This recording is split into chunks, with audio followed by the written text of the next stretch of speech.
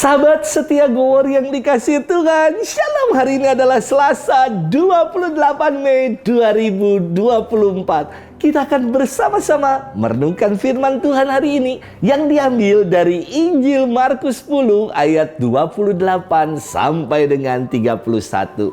Yuk kita siapkan hati kita untuk bersama-sama mendengar firman Tuhan hari ini. Haleluya, haleluya, haleluya. Terpujilah Engkau Bapa, Tuhan langit dan bumi, sebab misteri kerajaan Kau nyatakan kepada kaum sederhana. Haleluya, haleluya, haleluya. Tuhan bersamamu dan bersama rohmu. Inilah Injil suci menurut Markus. Dimuliakanlah Tuhan. Setelah Yesus berkata betapa sukarnya orang kaya masuk kerajaan Allah, berkatalah Petrus kepada Yesus, "Kami ini telah meninggalkan segala sesuatu dan mengikuti Engkau." Maka Yesus menjawab, "Sesungguhnya aku berkata kepadamu, barang siapa meninggalkan rumah saudara-saudari, ibu atau bapak, anak-anak atau ladangnya, pada masa ini juga ia akan menerima kembali 100 kali lipat rumah, saudara-saudara laki-laki, saudara perempuan, ibu, anak-anak dan ladang, sekalipun disertai berbagai penganiayaan, dan di masa datang ia akan menerima hidup yang kekal."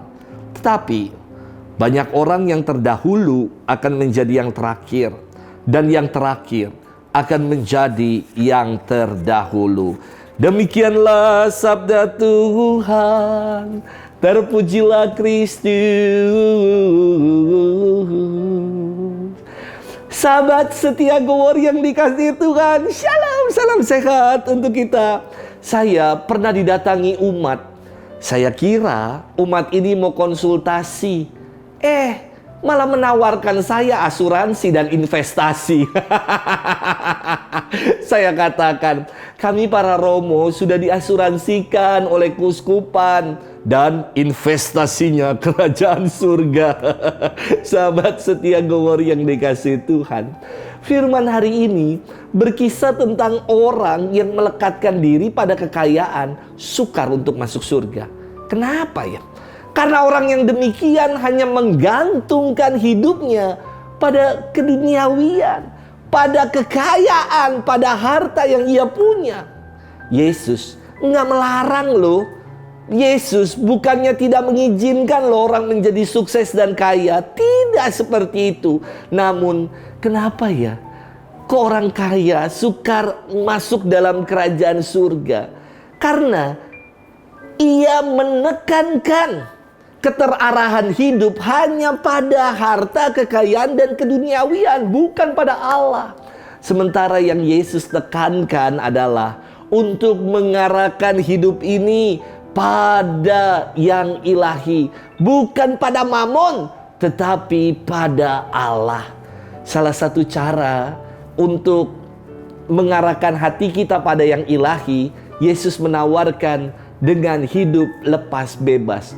Bukan hanya lepas bebas atau tidak terlekat pada hal-hal materi seperti kekayaan, uang, kehormatan, namun juga lepas bebas dari segala kelekatan-kelekatan negatif, akan nafsu untuk menguasai, gila kerja, perasaan ingin dihargai, serta ketergantungan kita yang membawa kita pada kelekatan dosa. Yesus ingin mengajak kita untuk lepas bebas dari segala kelekatan itu dan mengarahkan diri dan hati sepenuhnya pada yang ilahi. Sahabat setia Gowor yang dikasihi Tuhan, Yesus bersabda, barang siapa meninggalkan rumah, saudara-saudari, ibu atau bapak, anak-anak atau ladangnya, pada masa ini ia akan menerima kembali 100 kali lipat. Maka jangan lagi takut dan ragu untuk bersikap lepas bebas dan mengarahkan diri dan hati sepenuhnya pada Yesus. Investasi hidup orang yang terarah pada Allah adalah kerajaannya. Jangan lagi kita mendewakan uang dan kekayaan, namun justru melalui kekayaan yang dimiliki, marilah kita menjadi saluran berkat bagi sesama. Sebab investasi yang ada di dunia ini tidak akan kita bawa kelak ke surga. Namun, kesaksian nyata hidup kita sebagai garam dan terang, inilah yang menjadi investasi untuk hidup ilahi. Jangan takut juga untuk jadi kaya, tetapi jangan jual hati kita. Jangan jual iman kita hanya untuk menjadi kaya. Selamat bermenung.